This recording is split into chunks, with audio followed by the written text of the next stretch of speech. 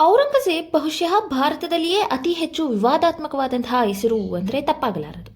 ಅವನ ಕ್ರೂರತೆಗಳು, ಅವನು ಮಾಡಿದಂತಹ ಅನಾಚಾರಗಳ ಬಗ್ಗೆ ನಾವೆಲ್ಲ ಸಾಕಷ್ಟು ಕಥೆಗಳಲ್ಲಿ ಕೇಳಿದ್ದೀವಿ. ಆದ್ರೀಗ ಅವೆಲ್ಲ ಎಷ್ಟರ ಮಟ್ಟಿಗೆ ಸತ್ಯ ಅಥವಾ ಅಸತ್ಯ ಎಂದು ತಿಳ್ಕೊಳ್ಳುವಂತಹ ಸಮಯ.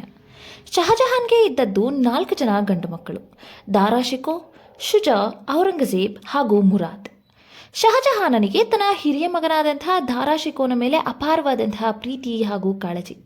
ಅವನಲ್ಲಿರುವಂತಹ ಸದ್ಗುಣಗಳನ್ನು ಮೆಚ್ಚಿದಂತಹ ಶಹಜಹಾನ್ ತನ್ನ ಹಿರಿಮಗನನ್ನ ತನ್ನದೇ ಅರಮನೆಯಲ್ಲಿಯೇ ಇರಿಸಿಕೊಂಡಿರ್ತಾನೆ. ಇನ್ನು 3 ಗಂಡು ಮಕ್ಕಳು ರಾಜ್ಯದ ಬೇರೆ ಬೇರೆ ಪ್ರಾಂತ್ಯಗಳಲ್ಲಿ ರಾಜ್ಯಪಾಲರಾಗಿ ಅಂದರೆ ಗವರ್ನರ್ಗಳಾಗಿ ಇರ್ತಾರೆ. ಇಂತಹ ಸಮಯದಲ್ಲಿ ಶಹಜಹಾನ್ ಆರೋಗ್ಯದಲ್ಲಿ ಏರುಪೇರು ಕಂಡುಬರುತ್ತೆ. ಅನಾರೋಗ್ಯದಿಂದ ತಮ್ಮ ತಂದೆ ಬಳಲ್ತಾ ಇದ್ದಾರೆ ಎಂಬ ವಿಷಯ ತಿಳಿದು ಬಂದ ನಂತರ ದಾರಾ ಶಿಕೋನ ಉಳಿದ 3 ಸಹೋದರರು ನಮ್ಮ ತಂದೆ ಸತ್ತೇ ಹೋಗಿದ್ದಾರೆ, ಆದರೆ ರಾಜ್ಯವನ್ನ ತನ್ನ ಪಾಲಾಗಿಸ್ಕೋಬೇಕು ಅನ್ನೋ ದುರಾಸೆಯಿಂದ ಅಣ್ಣ ದಾರಾ ಶಿಕೋ ಈ ವಿಷಯವನ್ನ ಮುಚ್ಚಿಡ್ತಾ ಇದ್ದಾನೆ ಅಂತ ಅಂದ್ಕೊಂಡು ಅವನ ವಿರುದ್ಧ ದಂಗೆ ಎದ್ದು ಬರ್ತಾರೆ. 2ನೇ ಮಗನಾದ ಸುಜಾ ನಾನೇ ಇನ್ನು ಮುಂದೆ ಈ ರಾಜ್ಯಕ್ಕೆ ಒಡೆಯ ಅಂತ ಸ್ವಯಂ ಘೋಷಣೆಯನ್ನ ಮಾಡಿ ರಾಜ್ಯದೆಡೆಗೆ ತನ್ನ ಸೈನ್ಯದೊಂದಿಗೆ ಬರ್ತಾನೆ.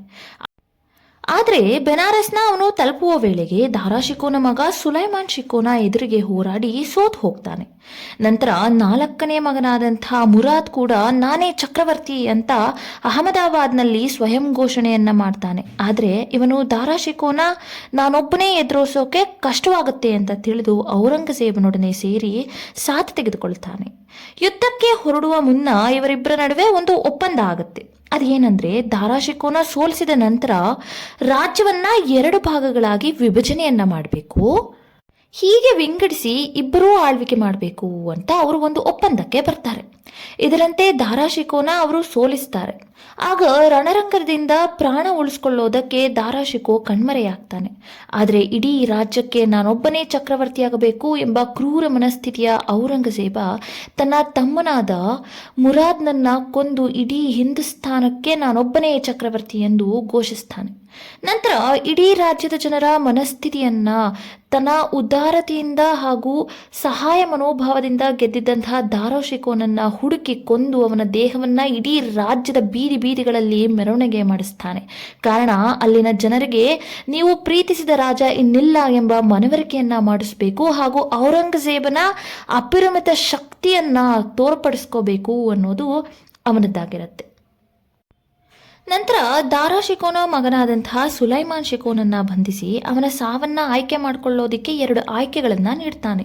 ಏನಂದ್ರೆ, ಅವನಿಗೆ ತಕ್ಷಣಕ್ಕೆ ಒಂದೇ ಸಲ ಸಾಯೋದಕ್ಕೆ ಇಚ್ಛೆ ಸ್ಥಾನ, ಅಥವಾ ನಿಧಾನವಾಗಿ ವಿಷವನ್ನ ಸೇವನೆ ಮಾಡ್ತಾ ಅದರಿಂದ ಅಂದರೆ ಸ್ಲೋ ಪಾಯ್ಸನ್ನ ಮುಖಾಂತರ ಅವನು ಸಾವನ್ನ ಪಡ್ಕೊಳ್ಳೋದಕ್ಕೆ ಇಷ್ಟಪಡ್ತಾನ ಅಂತ ಕೇಳ್ತಾನೆ. ಆಗ ಸುಲೈಮಾನ್ ನನಗೆ ಒಂದೇ ಸಲ ಸಾವನ್ನ ಅಪ್ಪಬೇಕು ಅಂತಾನೆ. ಆಗಲಿ ಅಂತ ಭಾಷೆ ಕೊಟ್ಟ ಚಿಕ್ಕಪ್ಪ ತನ್ನ ಮಾತನ್ನ ಉಳಿಸ್ಕೊಳ್ಳೇ ಇಲ್ಲ. ಅವನಿಗೆ 2 ವರ್ಷಗಳ ಕಾಲ ಸ್ಲೋ ಪಾಯ್ಸನ್ ಅನ್ನ ಹಿಂಸಾತ್ಮಕವಾಗಿ ಕುಡಿಸಿ ಕೊಲ್ತಾನೆ. ಔರಂಗಜೇಬನ ಕ್ರೂರತೆಯನ್ನ ನಾವೆಲ್ಲ ಅರ್ಥ ಮಾಡ್ಕೊಳ್ಳೋದಕ್ಕೆ ಇಷ್ಟು ಕಥೆ ಸಾಕು ಅನ್ಸುತ್ತೆ. ಆದರೆ ಅವನ ಕ್ರೂರತ್ವದ ಪರಮಾವಧಿಗೆ ಕೈಗನ್ನಡಿ ಅಂತಿರುವುದು ಸಿಖ್ಖರ ಗುರುವಾದಂತಹ ತೇಗ್ ಬಹದ್ದೂರ್ ರವರನ್ನ ಬಂಧಿಸಿ ದೆಹಲಿಗೆ ಕರೆತಂದು ಸಾವು ಅಥವಾ ಮತಾಂತರ ಎಂಬ ಬೆದರಿಕೆಯನ್ನ ಹೊಡ್ಡಲಾಗುತ್ತೆ. ತನ್ನ ಧರ್ಮವನ್ನ ನಾನು ಬಿಟ್ಟು ಮತಾಂತರಗೊಳ್ಳಲ್ಲ ಎಂಬ ಅವರ ನಿಲುವು ಅಚಲವಾಗಿತ್ತು. 5 ದಿನಗಳ ಕಾಲ ಚಿತ್ರಹಿಂಸೆಯನ್ನ ಕೊಟ್ಟು ಅವರನ್ನ ಕೊಲ್ಲಲಾಗುತ್ತೆ. ಅವರಿಗೆ ನೀಡಿದ ಹಿಂಸೆಗಳೇ ನಾವ್ಯಾರು ಎಂದು ಕೇಳಿರದ ಹಾಗೂ ಕಂಡಿರದ ಭಯಾನಕ ಹಿಂಸೆಗಳಾಗಿದ್ದವು. ಚಕ್ರವರ್ತಿ ಹಾಗೂ ಮಹಾನ್ ಯೋಧನಾಗಿದ್ದರೂ ಕೂಡ ಔರಂಗಜೇಬನಿಗೆ ಛತ್ರಪತಿ ಶಿವಾಜಿ ಮಹಾರಾಜರು ಸತ್ತ ನಂತರವೂ ಮರಾಠರ ರಾಷ್ಟ್ರೀಯತೆಯನ್ನ ಎದುರಿಸೋದಕ್ಕೆ ಹೆಣಗಾಡ್ತಾ ಇದ್ದ. ಯಾಕಂದ್ರೆ ಅಲ್ಲಿ ಯಾವುದೇ ಮರಾಠರ ರಾಜ್ಯವಾಗಲಿ ರಾಜನಾಗಲಿ ಇರಲಿಲ್ಲ. ಇದು ಸಂಪೂರ್ಣ ಜನರ ಹೋರಾಟವಾಗಿತ್ತು. ಅವನು ಅಲ್ಲಿ ಯಾವುದೋ ಒಂದು ಸೈನ್ಯವನ್ನ ಸೋಲಿಸಿ ಅಥವಾ ಸಾಯಿಸಿ ಗೆಲ್ಲಲು ಅಸಾಧ್ಯವಾಗಿತ್ತು. ಶಿವಾಜಿಯ ಹಿರಿಯ ಮಗ ಸಂಭಾಜಿ ಮಹಾರಾಜ್ ಒಂದು ದೊಡ್ಡ ಸೈನ್ಯವನ್ನ ಕಟ್ಟಿ ಔರಂಗಜೇಬನೊಡನೆ ಯುದ್ಧ ಮಾಡಲು ಹೊರಡ್ತಾನೆ. ಆದರೂ ಕೂಡ ಅವನು ಈ ಕ್ರೂರ ದೊರೆಯ ಎದುರು ಸೋಲನ್ನಪ್ಪಬೇಕಾಗತ್ತೆ. ಇವನ ಜೊತೆ ಇದ್ದಂತಹ 25 ಅಧಿಕಾರಿಗಳೊಡನೆ ಇವನನ್ನು ಬಂಧಿಸಿದಂತಹ ಔರಂಗಜೇಬ 3 ವಾರಗಳ ತನಕ ಇವರಿಗೆ ಕೊಡಬಾರದ ನರಕ ಯಾತನೆಯನ್ನ ಕೊಡ್ತಾನೆ. ಇಷ್ಟಲ್ಲದೆ ಅವರನ್ನ ಸಾರ್ವಜನಿಕವಾಗಿ ಮೆರವಣಿಗೆ ಮಾಡಿ ಅವಮಾನಿಸಿ ನಂತರ ಕೊಂದು ಹಾಕ್ತಾನೆ. ಬೇರೆ ಯಾರದ್ದೂ ಕಥೆಯಿಂದ ನಾವು ಇವನ ಕ್ರೂರತೆಯನ್ನು ಅರ್ಥ ಮಾಡಿಕೊಳ್ಳೋದು ಬೇಡ. ಇವನಿಗೆ ಜನ್ಮ ನೀಡಿದಂತಹ ಸ್ವಂತ ತಂದೆಯನ್ನೇ ಕೇವಲ ದಾರಾಶಿಕೋನನ್ನು ಬೆಂಬಲಿಸಿದ್ದಕ್ಕೆ ಹೃದಯಹೀನನಂತೆ ಚಿತ್ರಹಿಂಸೆ ಕೊಟ್ಟು ಬಂಧಿಸ್ತಾನೆ. ಶಹಜಹಾನ್ನನ್ನು ಬಂಧಿಸಿದಂತಹ ಆಗ್ರಾ ಕೋಟೆಗೆ ನೀರಿನ ಸರಬರಾಜನ್ನು ನಿಲ್ಲಿಸ್ತಾನೆ. ಅವನು ಕುಡಿಯೋದಕ್ಕೂ ಕೂಡ ಒಂದು ಹನಿ ನೀರಿಗಾಗಿ ಪರದಾಡುವಂತಹ ಸ್ಥಿತಿಗೆ ತಂದುಬಿಡ್ತಾನೆ. ಇಂತಹ ಸಂದರ್ಭದಲ್ಲಿ ಶಹಜಹಾನ್ ತನ್ನ ಮಗನಿಗೆ ದುಃಖದಿಂದ ಒಂದು ಪತ್ರವನ್ನು ಬರೀತಾನೆ.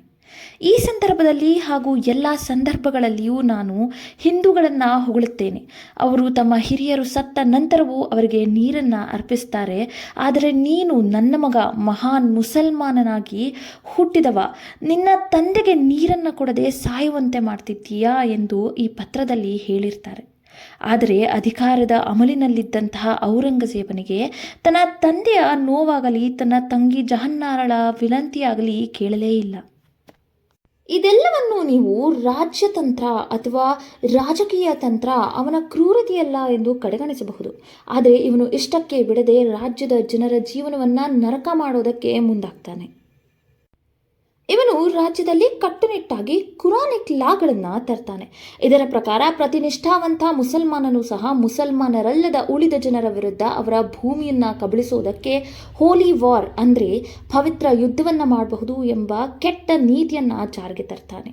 ಅಷ್ಟಲ್ಲದೆ ರಾಜ್ಯದಲ್ಲಿ ಜಿಸಿಯಾ ತೆರಿಗೆ ಎಂಬ ತೆರಿಗೆ ನೀತಿಯನ್ನು ತರ್ತಾನೆ. ಇದರ ಪ್ರಕಾರ ಮುಸಲ್ಮಾನರಲ್ಲದ ಜನರು ರಾಜನಿಗೆ ಅವರು ಮುಸಲ್ಮಾನರಾಗಿರದ ಕಾರಣಕ್ಕೆ ತೆರಿಗೆಯನ್ನು ತೆತ್ತುವಂತಹ ಪರಿಸ್ಥಿತಿಯನ್ನು ಕೂಡ ತರ್ತಾನೆ. ಇಷ್ಟಲ್ಲದೆ ಇವನು ಸಂಗೀತ, ಮನೋರಂಜನೆ ಹಾಗೂ ಹಿಂದೂ ಹಬ್ಬಗಳ ಆಚರಣೆಗಳನ್ನು ನಿಷೇಧಿಸ್ತಾನೆ. ಈಗಿನ ತಾಲಿಬಾನರು ಆಫ್ಘಾನಿಸ್ತಾನದಲ್ಲಿ ಯಾವ ರೀತಿಯಾದಂತಹ ಕ್ರೂರ ಆಳ್ವಿಕೆಯನ್ನು ಮಾಡ್ತಿದ್ದಾರೋ ಅಂತಹದ್ದೇ ಅಥವಾ ಅದಕ್ಕಿಂತಲೂ ಹೀನವಾಗಿತ್ತು ಇವನ ಆಳ್ವಿಕೆಯ ಕಾಲಘಟ್ಟ. ಇವನು ಒಬ್ಬ ಒಳ್ಳೆಯ ರಾಜ ಆಗೋದಿರಲಿ, ಒಬ್ಬ ಒಳ್ಳೆಯ ಮನುಷ್ಯ ಕೂಡ ಆಗಿರಲಿಲ್ಲ. ತನ್ನ ಸಾವಿನ ಹಾಸಿಗೆಯ ಮೇಲಿದ್ದಂತಹ ಔರಂಗಜೇಬ್ ತನ್ನ ಮಗನಿಗೆ ಒಂದು ಪತ್ರವನ್ನು ಬರೀತಾನೆ. ಅದರಲ್ಲಿ ಈ ರೀತಿಯಾಗಿ ಹೇಳ್ಕೊತಾನೆ: ನಾನು ಒಬ್ಬನೇ ಬಂದಿದ್ದೇನೆ ಹಾಗೂ ಒಬ್ಬನೇ ಹೋಗ್ತಾ ಇದ್ದೇನೆ. ನಾನು ದೇಶ ಮತ್ತು ಜನರಿಗೆ ಯಾವುದೇ ರೀತಿಯಾದಂತಹ ಒಳ್ಳೆಯ ಕೆಲಸಗಳನ್ನು ಮಾಡಿಲ್ಲ. ಇದರಿಂದಾಗಿ ನನಗೆ ಭವಿಷ್ಯದ ಬಗ್ಗೆ ಯಾವ ಭರವಸೆಯೂ ಇಲ್ಲ ಅಂತ ಬರೆದಿರ್ತಾನೆ. ಇಷ್ಟೆಲ್ಲ ಮೆರೆದರೂ ಅವನಿಗೆ ತಾನು ಸೋತೆ ಎಂಬ ಸತ್ಯಾಂಶ ಅರ್ಥವಾಗಿರುತ್ತೆ. ಆದರೆ ಈ ಸತ್ಯಾಂಶಗಳನ್ನು ನಾವೆಷ್ಟು ಜನ ಅರ್ಥ ಮಾಡ್ಕೊಳ್ತಾ ಇದ್ದೀವಿ? ಕೇವಲ ಅವನು ಒಂದು ಧರ್ಮದವನು ಎಂಬ ಕಾರಣಕ್ಕೆ ನಾವು ಅವನನ್ನು ಮೆರೆಸೋದು ಎಷ್ಟು ಸರಿ? ಭಾರತೀಯ ಮುಸಲ್ಮಾನರು ತಮ್ಮನ್ನು ತಾವು ಮೊಘಲರ ಮನೆತನದಂಥವರು ಅಂತ ಗುರುಸ್ಕೊಳ್ಳೋದು ಎಷ್ಟು ಸರಿ? ಹೇಗೆ ಭಾರತೀಯ ಕ್ರಿಶ್ಚಿಯನ್ನರು ಬ್ರಿಟಿಷರ ಹೆಸರಿನಿಂದ ತಮ್ಮನ್ನು ತಾವು ಗುರುತಿಸಿಕೊಳ್ಳೋದು ಎಷ್ಟು ತಪ್ಪೋ, ಇದು ಕೂಡ ಅಷ್ಟೇ ತಪ್ಪು. ನಾವು ಏನೇ ಮಾಡಿದರೂ ಕೂಡ ಇತಿಹಾಸವನ್ನು ಬದಲಾಯಿಸೋದಕ್ಕೆ ಸಾಧ್ಯವೇ ಇಲ್ಲ. ಹಾಗಾಗಿ ಒಬ್ಬ ವ್ಯಕ್ತಿ ಕೇವಲ ಒಂದು ಧರ್ಮಕ್ಕೆ ಸೇರಿದ್ದಾನೆ ಅನ್ನೋ ಕಾರಣಕ್ಕೆ ಅವನ ಕ್ರೂರತೆಗಳಿಗೆಲ್ಲ ತೇಪೆ ಹಚ್ಚೋದು ಎಷ್ಟು ಸರಿ?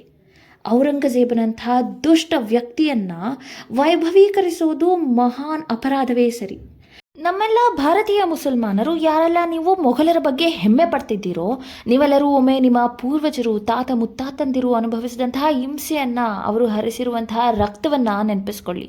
ನಾವ್ಯಾರು ಹುಟ್ಟಿನಿಂದಲೇ ಮುಸಲ್ಮಾನರಾದವರಲ್ಲ. ಔರಂಗಜೇಬನ ಕ್ರೂರತೆಗೆ, ಅವನ ಹಿಂಸಾಚಾರಕ್ಕೆ ಮತಾಂತರವಾದವರು.